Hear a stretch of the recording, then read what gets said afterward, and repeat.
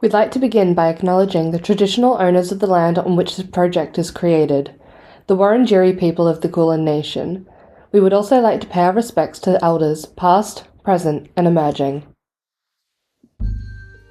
Settle down and gather round for another tale. In the world of Nua, where time has carved and cultivated a magical utopia of wonder, a small group of adventurers unlock the deep mysteries of the land, its people, and themselves. Welcome to the Down Under Dungeon podcast.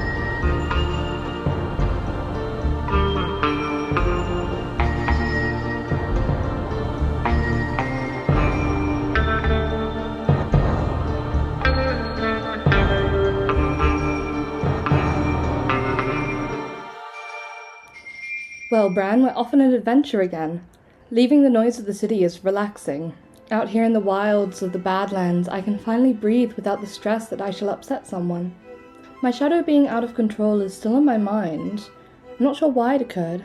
However, as unsettled as I am not scared. I spoke with Qwig about this strange phenomena. A lot of what he said was confusing, as I don't really understand arcane science too well. However, it is clear to me that my emotions and desires could have something to do with my shadow. At the mention of my shadow interacting with an object, Qwig's face strained, although he seems excited. I think. As we continued through the canyon, Holly seems more and more suspicious. Perhaps it's because she is being overly friendly to Qwig, or perhaps it's her enthusiasm to tell us information after displaying her less than sunny disposition towards us as we prepared for our trip. We come across many interesting things over the first few days of our expedition, from abandoned to thriving quarries where pallets of iron are being prepared for transport, and, of course, plenty of interesting folks. Raker from the quarries was oddly hesitant to disclose information to Qwig. I wonder if there's something suspicious going on behind the scenes. So, last time we left off, you had descended into the Sidewinder Canyon with the professor and her assistant, off to do some further investigation on some artifacts that were retrieved from some disparate mining operations in the southern part of the canyon. The first couple of days were pretty uneventful. You spied some vultures, met with a convent of perfumers, and also were reminded of the mining activity that has really plagued Sidewinder Canyon and Druid. Once you got to the bottom of the canyon and on your first day, you came across an active mining site of the Penchant Prospecting Company. You met Raker, who was the overseer, and while Qwig was interrogating her and the operation, Lady Louis was able to swipe some dossier from her that may pertain to the company's activities. Yeah, what a beautiful nat 20 to finish that episode off. Such a good nat 20. Listen, I learned to use features and then they actually work. That's crazy. Crazy. So crazy. Incredibly lucky. Yep. Wow, you wouldn't think. Let's hope that luck follows us today. It won't. You set that precedent.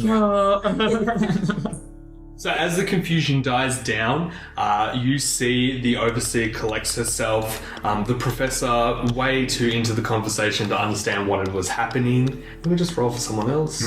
What? And the overseer collects her thoughts and looks to you and says, if there's nothing else, I would ask that you vacate rather quickly. We do have an airship coming in, and this we don't really like to keep the produce out in the open for too long. And gestures towards these heavily glyphed and warded metal boxes.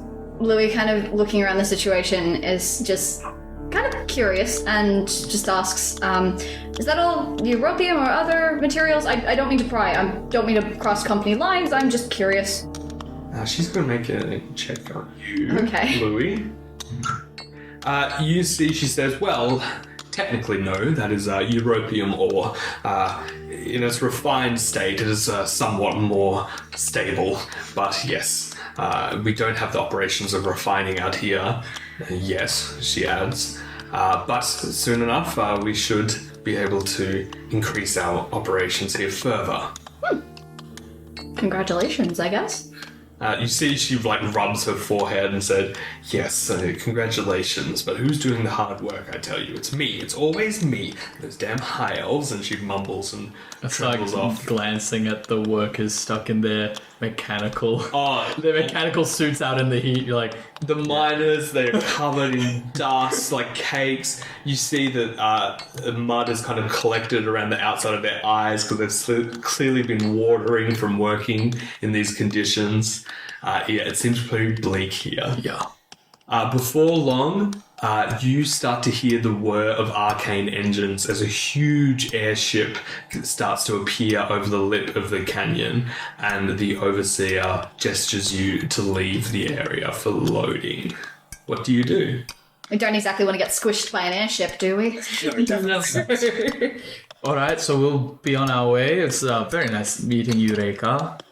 She nods curtly to you all, and I will allow the scout to make a perception check Okay. as you leave the tent. Can I use one of my bardics for that? You can use your second bardic for the day for that. We do a little eye contact. So yeah, Eye signal across. as a reminder to our audience, Louis is our motivator and Qwig is our scout. Scouting. Yeah. Scouting around. Scouting around. This is hard. This is a DC 25. Oh my Oh god. my god. You have a d6. Okay. You can do it. This is technically possible without a nat 20. Okay, I'll go with the d6 first. That's a 4. Okay, so the D6. DC is now 21. Okay. And what do you have to this roll? And for perception, I have a +3. So I would need an 18, 19, or 20. Come on. You can do it. You can do it. Oh, nope. Nope. That is a 3. You leave the tent. There's nothing else of note for the rest of the day as you move further down into the canyon. Soon the sounds of the mining operation trail out behind you as the architecture of this canyon seems to swallow up sound. What do you do for that night as you all begin to make camp? While we're still traveling or getting to camp, say, I've never known someone so loose-lipped while actively aware of not spilling secrets. Reika told us a lot of stuff while being like, oh, I don't want to reveal any secrets, but we get this stuff from Cape Rin, and we're doing this work, and I'm working this way. Yeah, I kind of saw some of myself in her. It was kind of a little bit like maybe I should learn to shut my mouth a little bit to not spill our secrets, you know? Well, I mean, her and the professor seemed pretty friendly. Maybe it's something going on there. I guess. Or maybe they're just friends. Well, are you that loose-lipped around your friends? I don't know. I'm an old woman reading into things. I love a bit of gossip. Ignore me. Further research required. So, what does your list of research look like now, Qwig? Oh, God. How long have you got? I start flipping through pages in my notebook. I have my spell book, and then I have a notebook, which is quite thick. And I'm just so these are all the points, questions that I've been asking myself. And I'm going flip. Do you have anything in there about high elves? Reika mentioned something about them. Well, of course, the High Elves of Bientiorum, that's where the Starlight Conservatory was. And we knew from the briefs from the other day that they were the first ones to really look at the Europium as a potentially powerful arcane catalyst. So there's a bit of entanglement, I guess, with the governance of Bientiorum and the Starlight Conservatory. So it's hard to tell, I guess, before looking into it more. But I think it's very much worth investigating. Was there anything that tied our friend from the caravan into all this? Arduinavir? He was a high elf of some status, wasn't he? Well, yeah, I think his dad is one of the deans from the conservatory. Feng will also ask Qwig, when you were at the conservatory, did you have much to do with Cape Rin? No, my research was much more limited to fundamental laws, not politics and technology. So I wonder if that's a new partnership. Yes, I wouldn't have expected there to have been a partnership at all. The use and study of magic at the conservatory is never involved what could be considered arcanotech, and in the way that high elves behave about these things, they would look down on novel practice that they also do not control, and someone else knows more about it than them, they would most likely say, that's silly, why would you use magic that way? So I wonder how they've been united. It's a curious question if it's for profit or for otherwise. And you all go to sleep. You awake the next morning, the 4th day, the 2nd day at the bottom of the canyon. Motivator, Louis, do we have anything we're going to start off with? Yeah, I think I'll once again go for the first roll, and I think I'm going to make aerobics again a thing. Everybody up. Yeah. We're going to be a lot more gentle about this. I'm going to set the pace slower, and we're going to stretch up and right and left. Yeah, is every day like a different form of aerobics or something? It's either aerobics or yoga or Tai Chi. We cycle through the 3 of them. Great. So everybody gets 6 temporary HP to start the day, and yes, for the navigator, I will give you a bardic d6. Thank you very much. No worries. Okay. Feng is going to try and make the navigation survival check. DC has gone up. Of course it has. Of course, why wouldn't it? Let's do this. That is a dirty 20. Dirty 20 makes it. Nice. You will only need to consume 1 ration for today's journey and make 1 daily encounter check. Can someone roll a d4 for me? Amber, why don't you roll it? Sure, I can do that. A 3.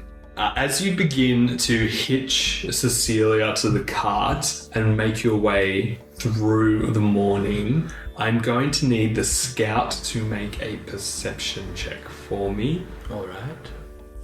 And this will determine whether the defender can act or not. I got a 17. 17. So with that, I will enable the defender. You can make an initiative roll, and you will have to outroll the initiative of what's rolling against you. Okay, perfect. So that's Lysandra. Yes, Yes. cool. That's a 9 for my initiative. Okay. Okay. Sounds like you definitely beat it.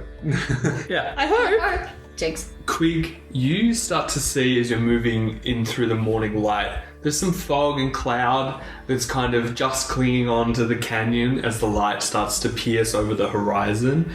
And you see this small wisp of cloud moving closer towards you. And then you hear it and you're not able to act quick enough in time. And Lysandra, you see what appears to be a swarm of blood red bees zoom right past you and start viciously attacking Cecilia. Don't you dare. She begins to buck, the cart topples sideways and the professor and Holly tumble from the outside. I'm not going to forgive you if you hurt Cecilia. I'm going to need everyone to roll initiative. Don't you dare. That's an 18 for Feng. That's a 3 for Louis. Qwig got a 14. Lysandra got a 4. Oh, yeah. So you don't have disadvantage on initiative rolls, do you? No. Incredible. No, I have a +1 to my initiative. Amazing. And a trend, making sure I follow the below 6 for initiative. It's really heavy armor. Yeah, so when we pick feats at level 4, are you going to go for an ability score increase or are you going to take alert? Alert. Alert, definitely. Yep. Okay, I've rolled initiative for Cecilia. Question for you, did Cecilia do aerobics in the morning? Does she get the temporary... How many creatures does it target? Let me see. Did you specify? I didn't specify in the morning, no, because it's... Hang on, where is it? Ah, sorry. Feats is at the bottom usually. Yeah. Little feats.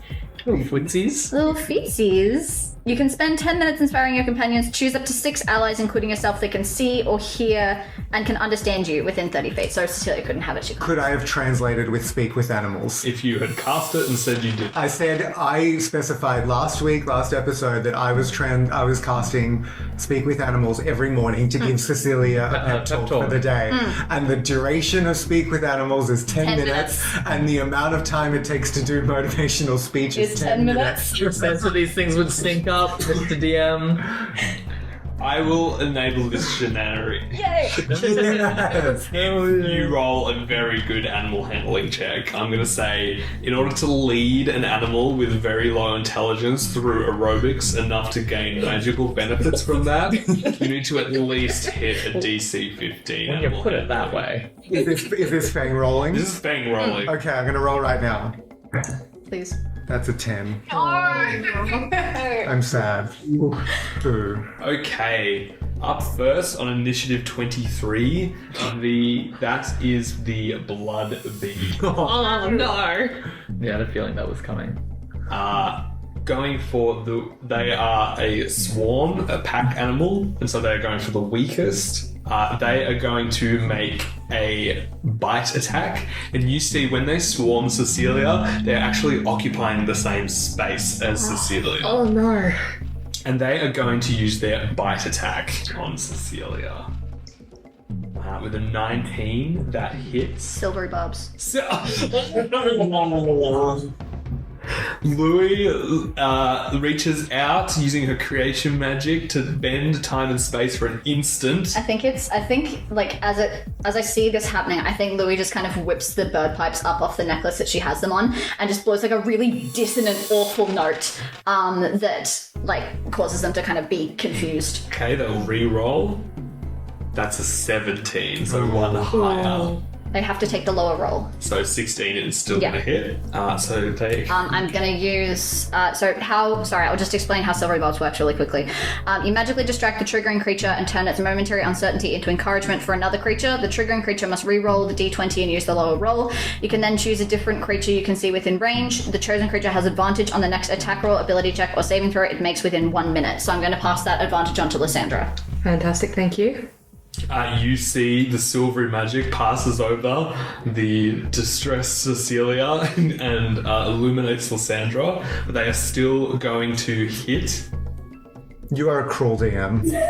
These are blood bees. So while normal bees look for nectar and pollen, these bees look for blood, warm blood, and you see as there would normally be pollen sacs on the legs of the bees, you just see that there are just these like pulsating red satchels of meat, essentially. So they're bee mosquitoes. Kind of, but yes. But They're just mosquitoes. They would Mosquitoes. make the flesh. They do make the flesh into honey. Yes! Oh, that's hilarious. Yes, and they're real. These aren't like fantasy creatures. These are real? These are real in planet Earth. I did not need to know. And they're everywhere. And they're all over Australia. Very local to right this area where we're in. This suburb. This building we're in right now. Oh god. Anyway, you see Cecilia roars and moans as these bees start to dig their mandibles into her thick hide, and even though the mantilope is rather durable for this environment, their razor sharp pincers pierce through the flesh, and she's already starting to slow in her movements as she's overwhelmed by the swarm of bees. Up next we have Feng.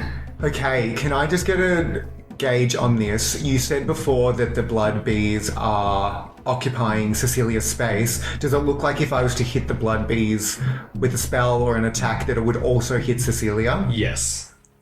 Okay. Therefore, I am going to change what I am going to do. I'm going to use my action to summon Promi from the lamp. I imagine I just like full on toss the lamp as close as possible. Thing almost takes inspiration from Lysandra when she shot put the rations. Oh no, he was asleep for that. He didn't even see it. Damn it. We've been told about it. Subconsciously taking inspiration. And shot puts the lamp. He doesn't do it close enough to damage the bees because he doesn't want to damage Cecilia as well. And you see Promi kind of emerges from the lamp, and I want to use my bonus action to command Promi to move over to Cecilia and teleport her away. Ooh, okay. So you see, Feng, two-handed throw over the head, just lobs the lantern as far as he can, and you see the black iron lantern bursts open, and Promi emerges in a bout of multicolored flame. moves over to Cecilia. And does Cecilia have to make any save or anything? No, it's just a willing creature. I'm going to say that Cecilia's intelligence is not great. I'm also going to say... At this point, we've been traveling for 4 days together, so, you know me, I have Promi out all the time. Cecilia and Promi are best of buds now. Right, but Cecilia has a -4 to her intelligence. Sweet baby. That's subjective. Yeah, if we haven't seen this stat block, I'm going to make an intelligence check for Cecilia. Given you've had 4 days with her, I'll say the DC is 7. Okay, so what do you have to roll? Yes. You can roll for Cecilia. No, actually. what do we have to roll, like, to succeed? So she has a -4. So you have to roll, what is that? 11 or higher. 11 or higher, okay. No. I rolled a 4, so it becomes a dirty 0. You see dirty Cecilia zero. freaking out at these bees. Promi flies in, so confident and majestic, and you see Cecilia freaks out and is going to hit him with her. It's technically a hoof attack, but it's a hurt. She just flickers Promi away. Wait, Cecilia's attacking Promi. Yes. What? Oh. It's a dirty 0. A dirty. Filthy. So it's only +2 to hit. What's Promi's armor class? 13. Misses. You see freaking out. That is your bonus action and action. That's my turn. Okay, that is the professor. What a waste of a turn. The professor is prone at the back of the cart with Holly. She's going to use half of her movement to get up from prone, and then going to run up to Qwig to give him the help action. Ooh. Nice. And you are up next, Qwig. Okay, I don't know if that will help me based on what I had planned. Notice how she didn't give Holly the help action? But okay, so I have questions because of how this would work. Color spray targets HP of creatures, but it's to blind them. Would I be able to tell immediately, like, do these things seem to be reacting primarily to sight? The way they swarmed, it would seem more likely that it's smell. Yes, they are not relying. They may have relied on sight from a while away, but up this close, they're relying solely on pheromones. Yes, that's what I assumed. So my backup plan, Phantasmal Force, it targets one creature. Would it work on a swarm Yes. of eusocial insects? Yes. Great. Okay, I'm going to cast Phantasmal Force for the first time, and I'm going to summon an illusion of a swarm of hornets to attack a rival army to attack these bees. Yes. Bug Wars. Yeah.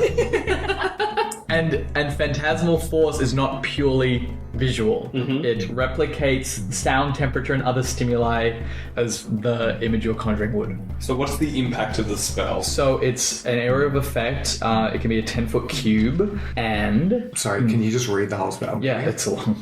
Oh, is it? Yeah. You craft an illusion that takes root in the mind of a creature you see within range. The target must succeed on an intelligence saving throw. On a failed save, you create a phantasmal object, creature, or other visible phenomenon of your choice that's no larger than a 10-foot cube and is visible only to the target for the duration. If the check succeeds, the target realizes the spell end. While the target is affected by the spell, the target treats the phantasm as if it were real. The target rationalizes any illogical outcome from interacting with the phantasm. For example, a target attempting a walk across a phantasmal bridge that spans a chasm falls. Once it steps onto the bridge, the target survives the fall and still believes that the bridge exists and comes up with some other explanation for its fall, as if it was pushed. Strong wind might have knocked it off. Oh my Any God. affected target is so convinced by the phantasm's reality that it can even take damage. The target perceives the damage as the type appropriate to the illusion. I have no idea what to include from that. Just speed it up. Yeah, and then I'm just going to come in and say, yeah, big scary thing, make them scared, okay? So they take psychic damage. They take psychic. Essentially, if they fail their Save. initial intelligence save, they're going to be taking 1d6 psychic damage per turn, but they're going to think that they're getting attacked by a swarm of hornets. Okay, I will roll. I'm going to be so fucking mad if these bees succeed on an intelligence saving throw. I'm going to tell you right now, they have -5. What's your DC? 14. Okay. They've kind of got a crit here. No, did you just crit? Don't! No, they rolled an 11. That's good. Thank God. Okay, so I'm now holding concentration on... Yeah, just... Everyone kind of sees it, but everyone knows it's fake except for the bees. That they're just like flying from like the opposite direction is just a swarm of hornets. And if you look really closely, they're going to war, like a epic battle on Cecilia's back. And they've just got like tiny little helms and like... Are they just like holding their fingers forward like as if they're swords? No, this is getting too bee-boo. No, that's so cute. I love it. That's definitely happening. No, That's so happening. Jerry Seinfeld's cancelled. This is true, yeah. Okay, roll damage. Okay, let's go. Boom. 6 max damage. All right, that does the damage. As your spell, truly terrifying to poor Cecilia now, who's just been dumped with twice the amount of biting flying insects. And I would say, on top of the damage itself, the bees should also react like they're getting attacked by another army, like they're getting attacked by another swarm. So It might affect their decision and how effectively they're attacking Cecilia. Would you say that would be a charmed or frightened thing? No, I would say because they believe it's real, it's like, would they prioritize gathering food more or attacking or defending themselves? Okay, we'll allow this. I'll make them roll a wisdom save at the start of their turn. Should be intelligence because that's just how the spell is. It I says want to like, make it intelligence. so if they want to use their action to determine that it is an illusion, they have to use their action to make an investigation check. Okay, noted. Very good, Qwig. That is Qwig. No. Yes! Action surge. Alright, up next, that is Lysandra. Fantastic. Quick question for you. Does it look like, because they're still the same space as Cecilia, obviously if I use my sword I'm going to hit Cecilia. So Lysandra is going to attempt to tackle Cecilia out of all of these bees at war. Unleash the bees of war. It's just a Bug's Life 2.0. I will say again, because Cecilia is freaking out, it's going to be an opposed athletics check to try and rattle her out of her space. Okay, perfect. This is full, like, take cover, Mr. President. Get down, Mr. President. Yeah, that. Okay, What's that mean, Amber? so that's an 11. Cecilia rolls an 11 on the dice, but she has a +2 to her strength. So you see you are bucked off and rebuffed. You also fall prone. Oh my Oh my god. Oh my god. This has been a great battle so far. This has been such an amazing battle. You see, all of these attempts, Cecilia is not looking good. She's very stressed out. So that's your action. I think that's it. I don't want to use my bonus action yet. Okay. Louis. Hi. I'm going to pull up my flute and I'm going to cast a calming healing melody. I'm going to cast Healing Word on Cecilia. Okay. So that is 2d4 plus 3 hit points, which is, maximum. 8, 11. Oh my goodness. 11 hit points. Beautiful. What does Louis' healing magic look like? Yeah, I think it's one of the rare ones that actually looks like something coming from one of her instruments as she plays this. Basically, it sounds like a lullaby as she kind of like plays it and sends it out, and it kind of just almost goes over the eyes and ears of the creature and then like kind of down, almost like a mother's hands are kind of running soothingly like down along hair and across shoulders. You see Cecilia's eyes kind of like defocus. And you almost smell antihistamine in the air. As some of the welts on Cecilia from these bees seem to calm down. Yeah, we need some bug spray. We really do. We do. Unfortunately, that is back up to the top of the round to the blood bees. And they are having to make an intelligence saving throw.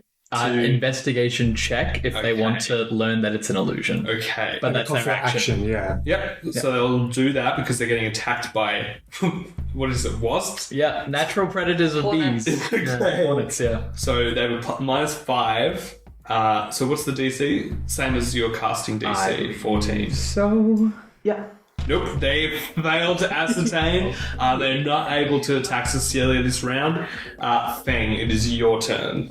Can I try and teleport Cecilia away again? You can try again. Yeah, so what would it be? Sorry? It's another animal handling a check in order to get her to accept Promi as not something hostile. So this is my bonus action, commanding Promi. Fuck me. That is a 6. Yes. No, an 8, sorry. 8. Again, you see Cecilia's bucking wild. You still have your action. As an action then, I am going to myself try and pull Cecilia away and be like, Cecilia, I love you a lot, but you're kind of being very difficult right now. Actively swarmed by bees. Making me a little bit angry, and I just want you to come this way so that I can cast a spell and do some damage to them. Please, Cecilia, I'm begging. Alright, we're making an opposed athletics check. I rolled another 4. That's a 7. Okay. She rolled a dirty 19. Oh my god, Who knew our downfall was Cecilia and Grunty? It was Not even actively attacking you, but you are also knocked into the dirt next to Lysandra. That is the professor's turn. She's going to go to Feng and give him the help action on his next turn. That is Qwig. Great. I'll do the damage again from the phantasmal force. Just 1 point of psychic damage. Just one, okay. And then I'm just going to. No, that's it. That's concentration. I can't fairy fire them. Cecilia being there is making this so much harder. Oh yeah, I know. Like you could just burn them otherwise. I will just try to do the color spray.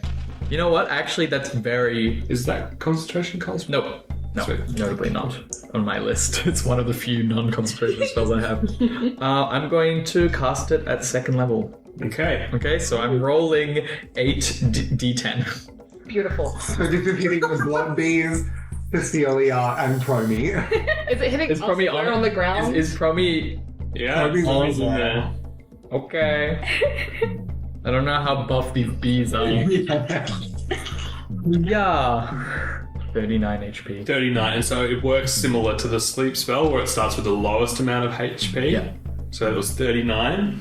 No, I wasn't thinking about Promi being there, but I'm like, if Cecilia went to sleep, this is going to be easier as well. How many hit points does Promi have? 20.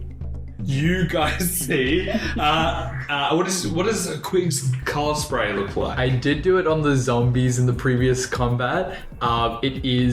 He uses his wand directly, and it's a bright light first emits from it, and then splits into various light rays and starts flashing in a rhythmic pattern that's like hypnotizing to the point where just like your entire vision is just lights. Okay, so you see the spell takes effect. You see Cecilia's eyes again disassociate the other way this time and begins to bucking even more wildly. And you see some of the swarm of bees also begin to fly more erratically and not in sync. And Promi is untouched. Quick, buddy, we got to talk about you blinding our allies. I think I blinded some bees in there as well. Oh, you're trying to tackle her. It's like, I'm not doing a very good job of it. yeah, we'll try now. That is Qwig's turn. That is Cecilia's turn. She's blind, so she's going to just buck out with disadvantage. I guess it's just Feng and Lysandra up in her grill, so both of you roll a d20 for me. Okay. We both rolled 17s. Amazing. Well, that's not helpful to me. Do that again. Daniel rolled a 6. Amber rolled a 3. 3. It's going to go after Lysandra. That's a nat 1 with disadvantage. You see like one of the pseudopods lashes out, not able to hit you. That is Lysandra. That is now your turn. Cool. And just confirming, sorry, that advantage was actually for up to a minute? Was Yes, it? Or one lasts for a roll? minute. Lasts for a minute. Okay, so I was meant to have advantage on the last one, so I'm going to roll wait, to wait. grapple with advantage again. Hang on. You get one use One of advantage, use of for a minute. advantage for a minute. Okay, folks, so I'm going to use It is supposed to be the advantage now. next roll, though, but I think you missed it. It's the subsequent roll. Is it? It's like the next time you make a check. Hang on. I think. Ah, okay. Oh yeah, on the next attack roll, ability check or saving throw, it makes within 1 minute. Yes, I totally biffed the fact that I had that. Yeah. That's okay. So it's going to attempt to grapple Cecilia again. Lysandra's going to use half her movement to jump up and attempt to grapple Cecilia with a 16 athletics. Does the blinding help with it being grappled? I don't think so, because she's just trying to buck her off. Yeah. That is a 3. Yeah. Fantastic! You have Cecilia grappled. You've only got half your movement, so you're only able to drag her about 7 feet. That's fine. And these swarms take up a space of 10 feet. You're in the position where you're in the process of pulling her out of the swarm. I've got her grabbed. I'm holding on tight. She's so slippery. I'm just like Lysandra's just like bear hugging the side of Cecilia, like it's okay, Cecilia. Please just go and trying to save you. I'm trying to protect you. Come on. Louis, that's your turn. All right. I'm going to cast Bane on the swarm then. Okay. So, up to 3 creatures of a choice that you can see within range must make charisma saving throws. Whenever a target that fails this saving throw makes an attack roll or saving throw before the spell ends, the target must roll a d4 and subtract the number rolled from the attack roll or saving throw. Okay. So they have to make a charisma saving throw. You might as well cast it on Cecilia as well. Honestly, yeah. Let's To make it Cecilia as well. Yeah, to make it easier to grapple her. Not Yeah. a bad idea. Is this being charmed or frightened? I No. don't believe It's so, like no. less. It's just like opposite of luck. Okay. Yeah. No worries. They fail. Beautiful. So yeah, every time they make an attack roll or saving throw, they have to minus a d4. I have also cast this on Cecilia. She also fails. Okay, wonderful. So, attack roll or saving throw minus a d4. Oh, wonderful. And then I've cast a spell, so yeah, that's me done. That is back up to the bees. They're going to make another intelligence check to see if they can decipher the wasps. They do not. That is their turn. Feng, back to you. Sweet. So I can now target the bees without hitting Cecilia. Absolutely. Awesome. I am going to fire off a 2nd level Scorching Ray. Hey, roll to hit. That is 3 separate attack rolls. So I'm going to roll them all at once. Okay, so the lowest is a 14. They all hit. All 3 hit. That is 6d6 fire damage. Nice. Can I borrow 2d6, please? Yes, you can. That is 16 points of fire damage. Whoa.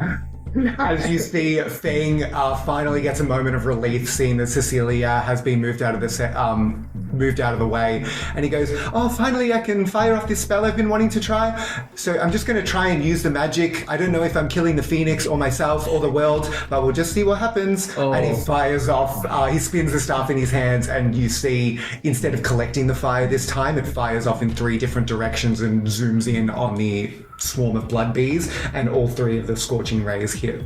You see Feng full-on drone strikes this Salvo. Literally, it is like full Patriot Defender system. And you see, as these blood bees are absolutely eviscerated, you see Promi starts to like caw with delight and runs over to these like sizzled blood bees and starts hungrily like pecking at them and eating them. Dinner is served. Okay, the rest of the day remains pretty much uneventful. Feng, you stay really close to Cecilia, like tending to the welts on her body. But for the rest of the day, it's pretty uneventful. Is Cecilia at full health? She got hit once. Okay, cool. She was healed by Louis. Awesome. Just wanted to check. But mentally, no. Yeah, I definitely probably spent some more time ritual casting Speak with Animals, and I'm giving Cecilia some psychological help and from the trauma from the battle. I'm just like, don't worry, we will fend off any blood bees. You don't have to have any PTSD about them anymore. Done. Okay. Feng is not a qualified psychologist. This thing would make a great psychologist either way. Yeah. Like a pet psychologist. Yeah.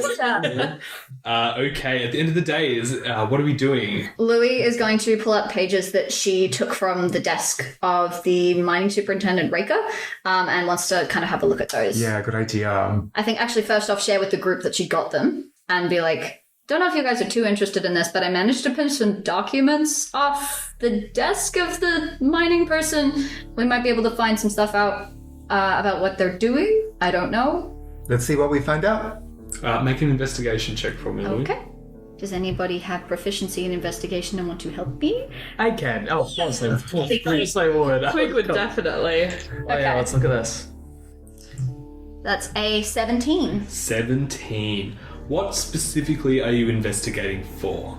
I think I want to look for anything that seems untoward or out of order. So stuff to do with like shipments in certain places or exactly what they are taking out.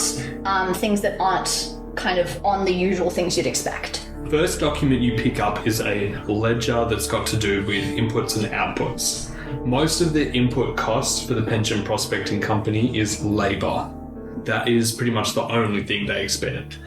In terms of profit margins, you see that this is a very, very profitable enterprise.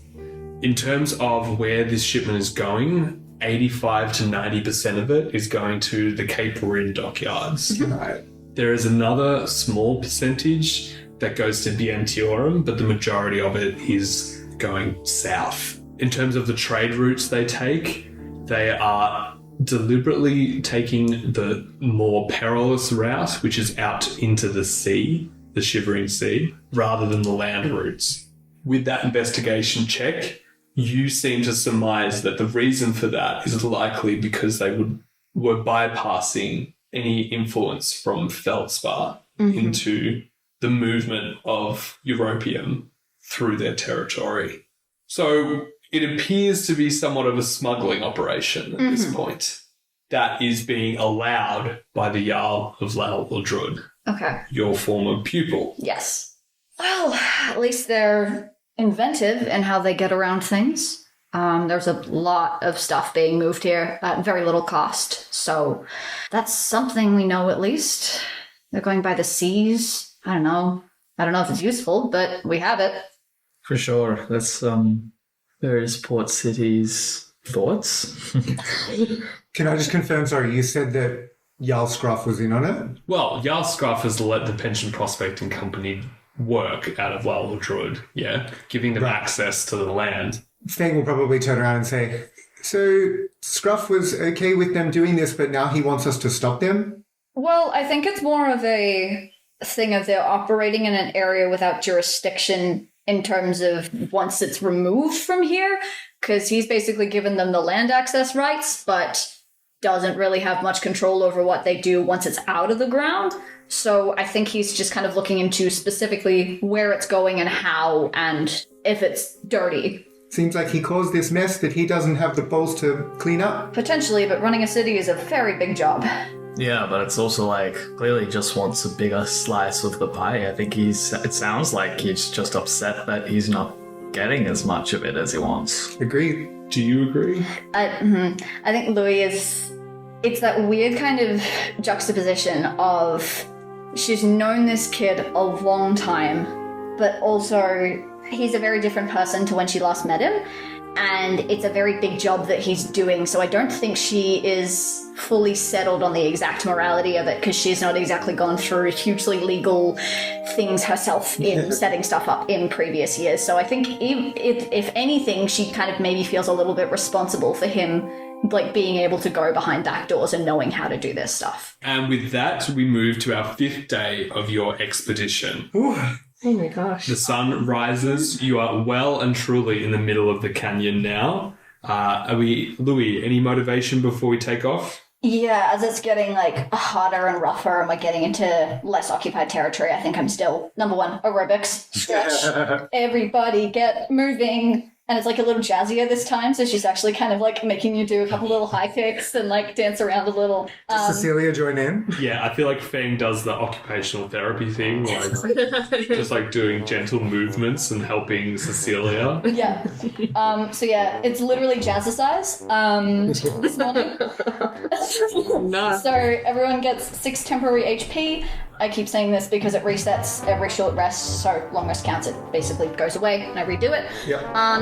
And then yes, I will use a bardic to motivate for the morning and go, look long, look fast. Let's go. What does that mean?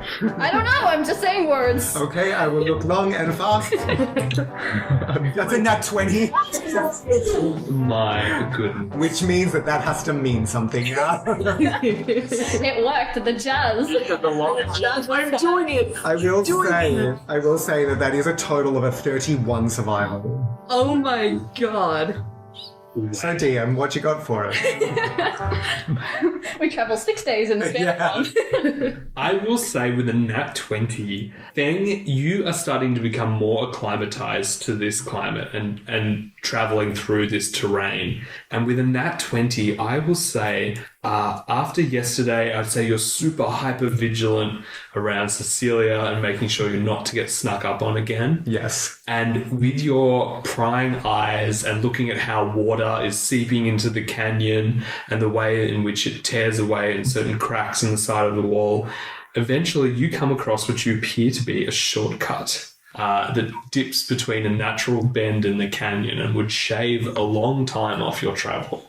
I'd point it out to everyone and be like, Professor, do you know anything about this? Is this a quicker way that we can go? You see, the professor jumps from the back of the buggy holding her cartography maps, and she's looking in front and looking down at her map and says, this one of the formations is not on my map. It must have come down in the last couple of years or so. Oh, interesting. Does it look man-made or... So Feng would realise that water has obviously got into this section of the rock face. Okay. And that over the millennia, it certainly has started to shift and eventually cracked. And the small chasms opened up where you might be able to shave some time off. Yeah, this normally happens with the environment, lots of rain, lots of sun, new passageways open up, some old ones close. This is just the environment reacting to the weather. Nice. You know your stuff. I trust it. Feng leads you through this shortcut and you are able to shave off a day of travel time. Yeah. Nice. I will also say that bypasses your encounter for the day as well with that nat 20. Awesome. All right. That night, is anyone seeking clarity on anything else? Lysandra's going to walk up to the professor, holding out her fancy sword. Sorry, Professor, I was hoping you could clarify something for me. You walk to the back of the cart. You see that the professor is sitting on her carpet, steeping some tea, and Holly's lazily, flicking a knife in the back of the carriage. You present the sword to her? Yeah, Lysandra presents the sword. This was pulled out of the ground. I was wondering if you could tell me what type of bone it's made from. You see she looks up at you and says, pulled out of the ground? A big old bean Yeah. sword. You didn't tell me you had any archaeological experience before we started on this expedition. I don't. So when you say you pulled it from the ground, well, what are we talking? There was a hand and some black goo, and then the sword was in the air and I pulled it from the hand. With that description, you see the professor is nodding intently and looking at your eye contact, and Holly just stops playing with a knife in the background. The professor holds out her hand for the sword and begins to cast the ritual identify spell, and you see her eyebrows furrowed. She says, whatever these bones are, they're not native to Nua at all. They're not? No. The closest thing I get from this is again, this is more of a Holly's thing, but it seems to appear to have not be from this plane. Oh. Could Holly have a look?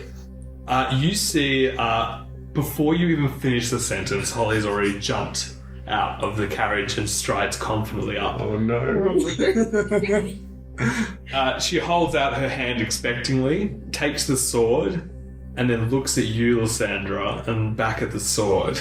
She takes a moment and asks you, man, how far have you been on your travels? Not that far from Feldspar. She's a poet and she knows it. So how did you end up with a sword from Shadowfell? Oh. Oh. Like I told the professor, I pulled it out of the ground. Or the ground gifted it to me. So you have a habit of accepting clearly demonic swords? I wouldn't say it's demonic, it's just powerful. It's a bone sword carved from this massive femur. I actually think it potentially is diabolic, not just demonic. Why do you say it's demonic? Well, this is carrying magical signatures from the plane of Shadowfell. You have a habit of accepting demonic swords from the ground? Well, no, I've never accepted one before, but this one looked pretty cool and interesting, and I was curious. She's going to make an insight check on It can happen to anyone on It happened. Luckily, if you rolled a nat 1. Holly can't read me for shit. You see she tosses the sword back to you and says, well, luckily for you, it's not cursed, if that's what you were worried about. Does she seem like she's telling the truth? Yes. Yes, good. Okay. I'm just making sure. Okay, thank you for telling me that. Okay, we move into the next morning. This is day 5? 6. We're getting closer now. Motivator, we've got our morning Tai Chi. We're casting motivational speech. Mm-hmm. 6 more 10-page beam. Yes, sir. The Feng, you're using your speak with animals to give that to Cecilia as well. Sure am. Okay. And I am using that first bardic on that first roll as well. Okay, Navigator, let's give us that survival check. Let's go. Oh, we're following up yesterday's nat 20 with a nat 1. Oh, God. Oh, no. The dice take and the dice give us away. We got too excited. Yeah. We flew too close to the sun. We are Icarus. Let's fight. Sorry. Okay. Let's fight something. Something's going to turn up. So immediately after the shortcut, I guess I would say that you...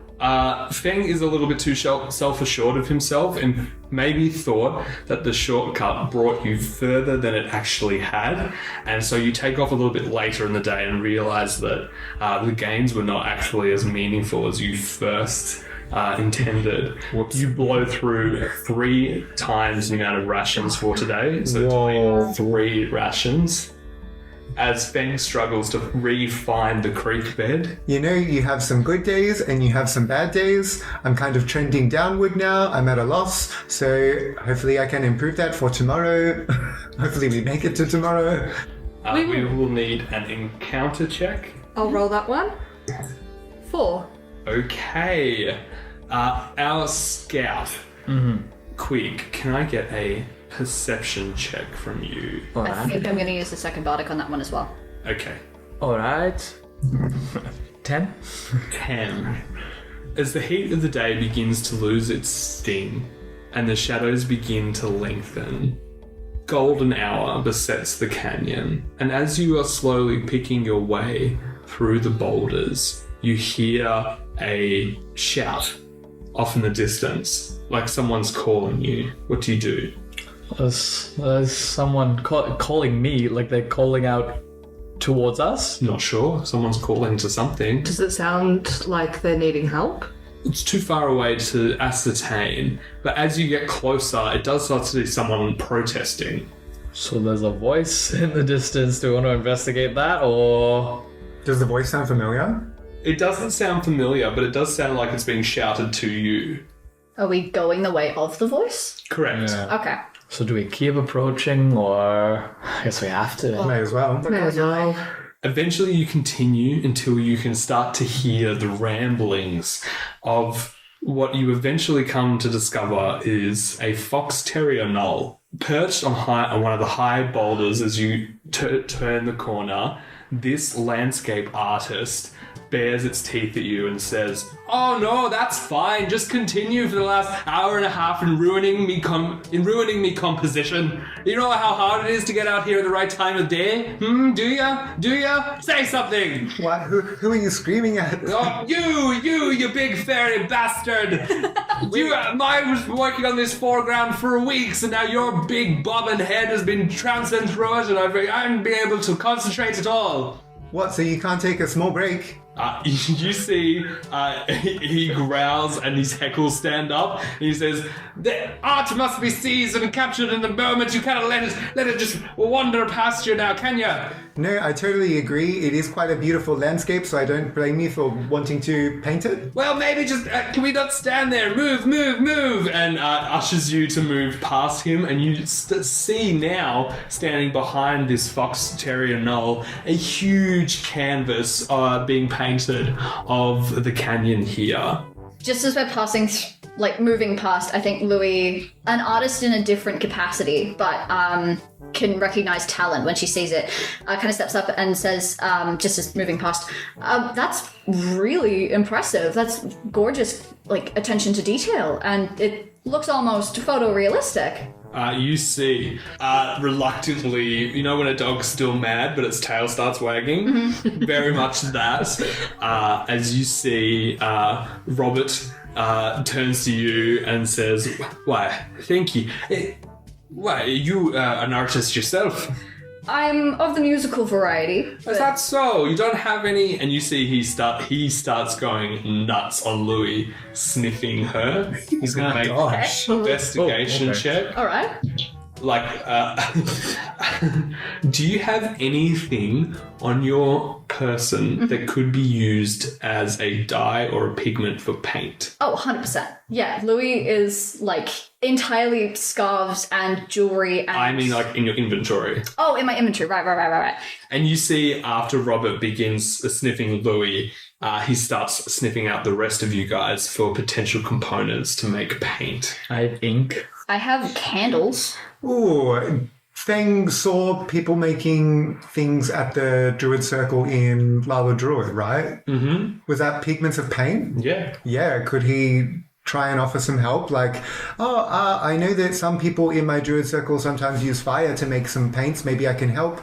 A bit of an apology for ruining your beautiful landscape. Wonderful. Give me a nature check, Feng. That's a 17. 17. As with a lot of indigenous cultures around the world, fire is actually used in conjunction with stone to create caves. So just like with the shortcut from the day before, if you light fire under a small cliff or edge, it will actually break off shards of the rock face as the water within it expands and shears off. And you see Feng uses his staff to try and crack off some of the red and yellow ochres of the side of the canyon wall. And with his massive furbog hands, presses them together into a fine powder and hands them to Robert. He'll give you 5 gold for one of the ochres and the 5 gold for the more reddish-hued ochre. Just as long as you include some symbolism of fire in your painting, I think that will add a nice finishing touch to it. You see Robert looks intently back at the canvas and says, "Is lightning close enough? That's hot, isn't it? Hot, bright." As long as it's lighting some kind of fire, but not in a destructive way. I don't want the lightning, destroying a tree or something. You see in a flash, Robert whips out with his paintbrush like a rapier and streaks a jagged thunderstruck across the canvas. Yeah, no, I love it. That's good artwork. Anyone else? I probably have a couple of candles and things from my home in Hermitage of various colours and I'm talking differences. about actual things components, you've picked up since the start of the campaign. Eye bag. I have a bag with an eyeball. Oh my god. Oh my god. Do you actually? Yeah. You see right here in my inventory, custom item, eye bag. Yeah, I picked that up in the sewers. Yep. Qwig, you produce. I don't know if this will be useful. Gross. This bag of eyes has been sitting in your pocket for the better part of 2 weeks now. It is mushy grey paste. Yeah, that's and this poor fox terrier Noel, whose sense of smell must be at least 1,000 times more sensitive, kind of crinkles his nose at it, pours the contents of the bag out onto a rock, and you just see it's just viscera. There's a couple of maggots that are crawling through it. That is foul. We need to move on as quickly as possible. Yeah, no. Robert turns to you and says, well, I'm not sure about making much of a paint out of it, but beggars can't be choosers. And you see Robert eats and gives you a couple of silver for your troubles. Thank you. Just let us know if you get like possessed by a devil or something. Will do. And he goes to lick your face, Qwig. Oh my god. No. That's a bit unhygienic. Don't need that. It's okay. Thank you. The silver's fine. Okay, so now that is the end of the day, but given it's a nat 1 day, I do have to ask the scout to roll the stealth check for the encampment. All right. A 17. 17. You are so lucky. That I am. The night is uneventful, but Qwig, you keep being pulled awake by the occasional sound of falling rubble or the dancing of a shadow in the moonlight. And just as your anxiety begins to peak, enough maybe to wake your comrades, the first light of morning peeks over and you are able to make the night. Okay, you wake up for day 7. We begin again with our morning aerobics.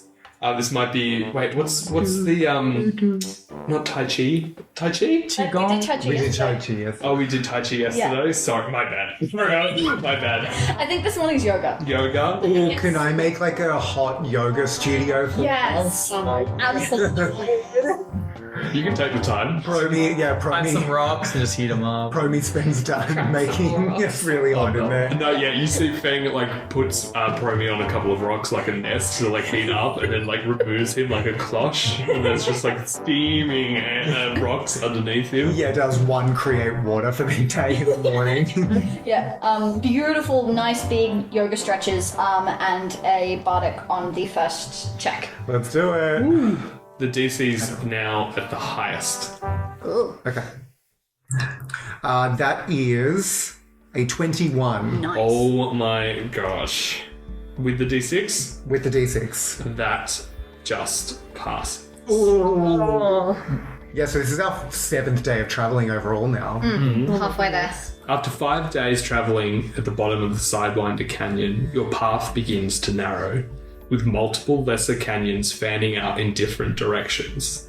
The professor explains that as the Sidewinder Canyon once represented a great river, and here at the long dry delta, the rivers would break and flow into the many southern tributaries of Nua. The professor takes a beat to study her ancient maps and revise her topological scroll before confidently pointing to a small chasm due east, which is far too small for the cart or Cecilia to follow.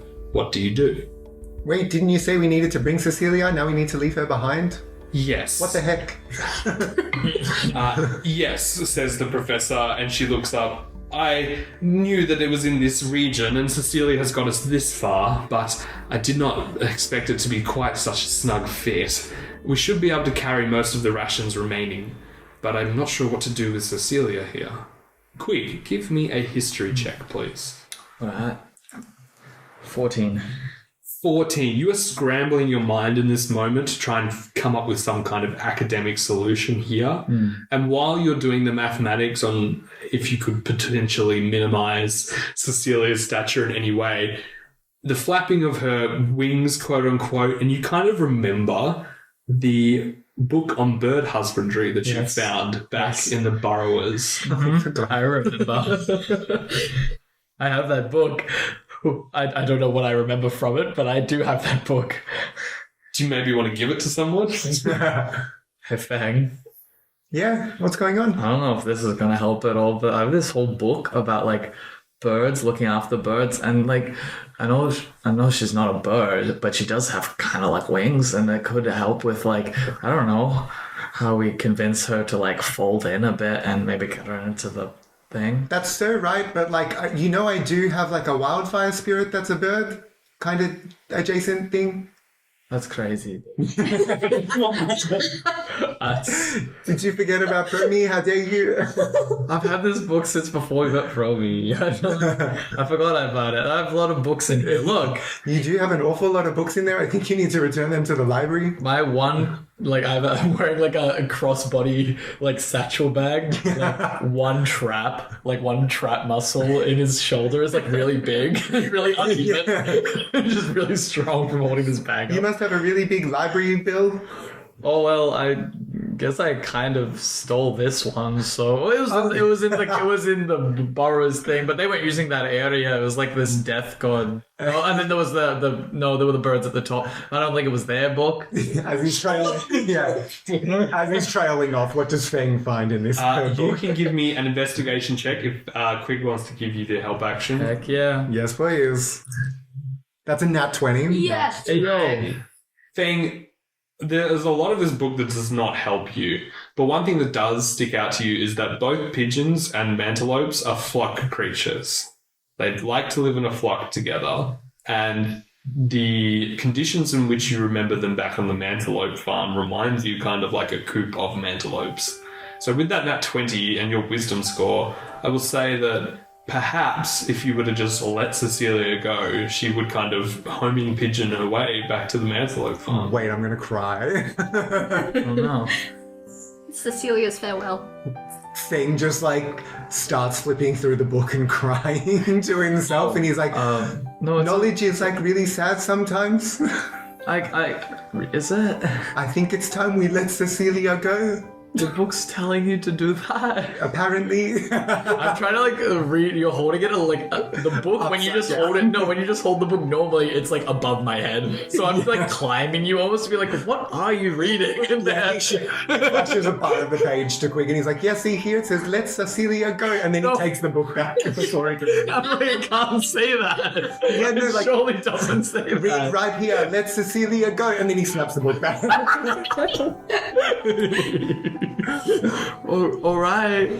Feng So expends a spell slot to cast Speak with Animals, and he walks over to Cecilia, and he also brings Promi just as like a nice little light between them, and he like tries to make a space for her, and he's like, Cecilia, just sit right here. She's like so nervous. Just like slowly floats over. Feng's still bawling his eyes out as well. And he's like, there comes a time in every journey where, you know, we have different objectives and different capabilities. And unfortunately, you're not going to be able to join us in our next part of the journey. So it's time you make your way home. Just don't let Arnold cook you for dinner, okay? Promise? She's just a mantelope cries back into your face. Sucks your hand a little bit. Yeah, that's okay. Get one for the road. It's a long journey back. And you set Cecilia free. You see she doesn't move at first and kind of hangs around for a couple of minutes. I probably cast a Druidcraft, probably getting Promi to blow some fire, and I want to like try and craft like a little trinket for her that I can like tie to one of her fins. I imagine maybe even like, is there sand around? Can I like blow some glass? Yeah, you can. I'm going to say give me a sleight of hand check. Okay. As Louis is a person with experience in the arts, could I give him the help action with this glass blowing? Do you have proficiency with glass blowing? I have proficiency in everything. It's skills wise. No, I'm not going to say it. Damn This it. is just for him. Just Okay. flat, sleight of hand. Come on. That's not bad. That's a 16. 16. You are able, almost like chewing gum, you see Feng just like takes a big fistful of sand. just heating it up. This is really gross, but it's all for the cause. And then, like transparent bubble gum, blows this delicate little glass bell and ties it to one of the pseudopods of Cecilia. I'm going to ask you to roll 5 d20s for me. All at the same time? One after the other. What Tell me the what you got. hell? Okay. First one is a 13. Second one is a 14. Third one is a 6. Fourth one is another 6. And last one is an 8. Thank you for those rolls. Oh, and no. you see the very gentle, soft cries of Cecilia and the dingle-dangle of this little glass bell as she trots off back up the Sidewinder Canyon. Bye, Cecilia. Thank you for leading us this way. I'm sure she'll be very stealthy with that little bell. That little bell, yeah, that's awesome. Well, I didn't add a bell in there. Okay. After that, this takes a while. This is very traumatic for Feng. It takes a while for you guys to get him back on his feet. Oh, Feng makes it a big deal for everyone. He's like, no, everyone, stop what you're doing right now. Everyone's got to pay attention. We all have hands on Feng's shoulders. After a while, you descend into the chasm, the light quickly beginning to fade, and your footsteps become muffled in the now cramped environs. Feng, are you doing anything to counteract the gloom? Yeah, I think now is probably when we're first going to use Promi's lamp's special ability, and I will close the vents so that we all get 25 feet of vision, and no one else does. Wonderful. Awesome. So I want you to all make as you blunder on through the gloom, sharp rocks and low-hanging boulders start to tear and smack into you as you pass. Louis, can you make a perception check for me? Sure. For what you can hear? Okay. Ooh. Yeah. It's a 17 perception check, sorry. 22. 22. Very nice. You hear a familiar, soft sound of music, a constant, haunting melody wafting its way towards you from the far end of the chasm. And as you get closer, your eyes widen. Before you, the chasm opens up into a large, circular basin. Sloping smoothly into the center, the ground supports a colossal, carved stone circlet, upended and resting in the basin, almost like a circular gateway of sorts. Now, the light of the twin moons casts a great shadow from the construct, its presence looming and menacing before the party. This circlet has been worn and damaged over the ages, with sections crumbled to the floor and tussock grasses sprouting up in the cracks and debris.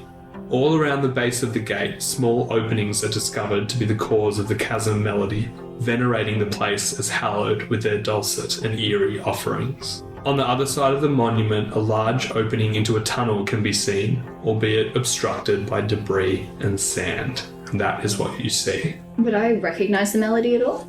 It's similar to the one you heard in the Jarl's Keep. Ooh. Okay. Why is there music all the way out here? Yeah. It's so random. I'm wondering whether it's if it's some kind of does it look like there's any kind of weirdness, for lack of a better word, to the portal? Not the portal, the cabin. Could it be some kind of portal or gateway? The circlet itself, so it's honestly like a big halo just sitting up vertically in the ground. That seems like it maybe was a gate once at one point. Okay. And you do see the tunnel is in the far face, pass through the gate essentially. Okay, so everything goes through the gate. Yes. Alright. So the music sounds similar to something I heard in Scruff's Keep in Laladrud. I'm not certain what that means, especially for the fact that it doesn't seem to have a source currently. It did, sorry. Oh, sorry. There were small holes around the basin. Mm-hmm. So similar, remember how in the keep there was the carved stone flutes essentially? Yeah. Okay, so it's Some type of air Wind. system. Yeah, okay. Because oh my gosh, Scruff's Keep was like an older thing originally before it was taken over. Yeah.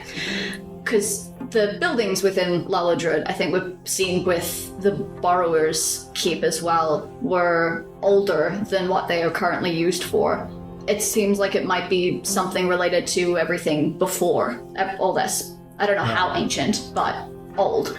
Do we have to continue the way that the music is coming from?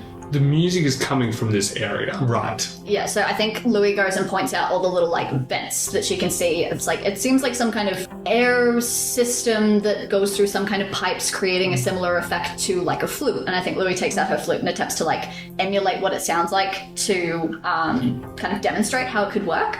The professor stands forward and said, yes, it's probably some kind of subterranean kind of ventilation system, perhaps. And they've just bypassed the product and made this place some kind of culturally significant. What do we think? Does look like something from the Stone Druid. Yeah, does it remind us of the altar in any way? Yes, it does. Is this the underside of the altar? No, because we're a week away.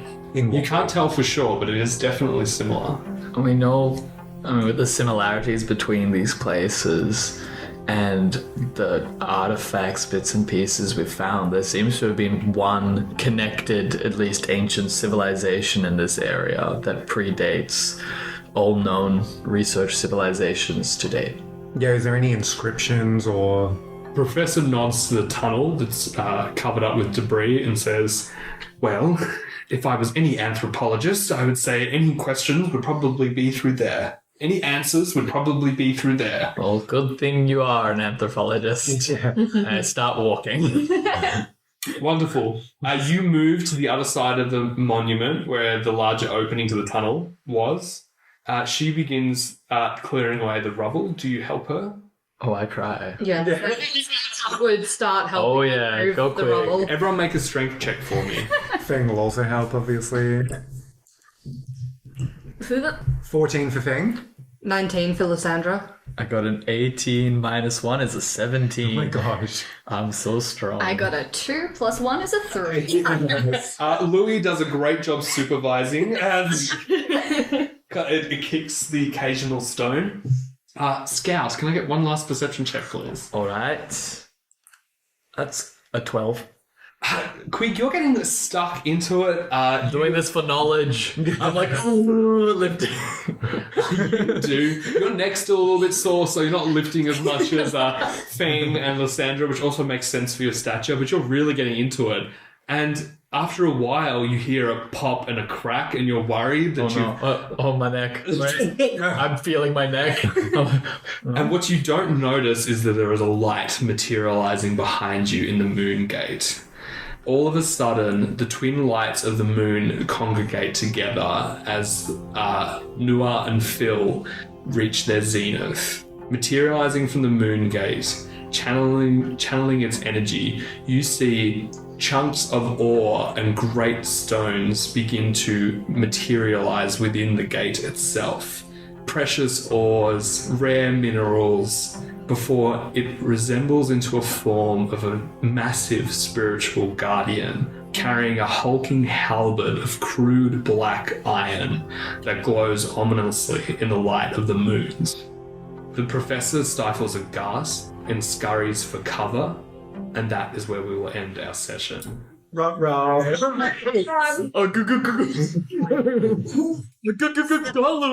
What did we do? I think we just wrong place, wrong time.